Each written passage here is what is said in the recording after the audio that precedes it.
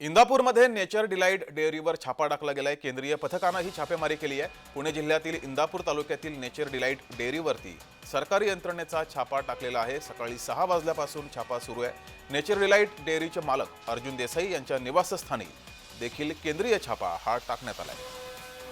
दरम्यान त्यांच्या घरासमोर मोठा पोलीस बंदोबस्त आहे। हा छापा कशा संदर्भात आहे याची अद्याप माहिती समोर येऊ शकली नाहीये।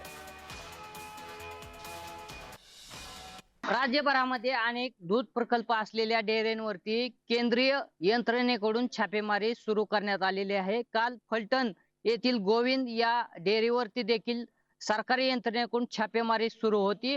आज कालच इंदापूर तालुक्यातील नेचर डिलाइट डेअरी या खाजगी कंपनीवरती देखील केंद्रीय सरकारी यंत्रणेकडून छापेमारी सुरू झालेली आहे। काल सकाळी 6 वाजल्यापासून या इंदापूर तालुक्यातील बेलवाडी या ठिकाणी नेचर डेअरी डिलाइटचे प्रमुख जे आहेत अर्जुन देसाई यांच्या निवासस्थानी देखील हे अधिकारी जे आहेत ते दाखल झालेले आहेत। खऱ्या अर्थाने 24 तास उलटून देखील या ठिकाणी अधिकारी ठाण मांडून आहेत। नेमकी तपासणी कशाची सुरू आहे हे मात्र अद्याप समजलेलं नाही।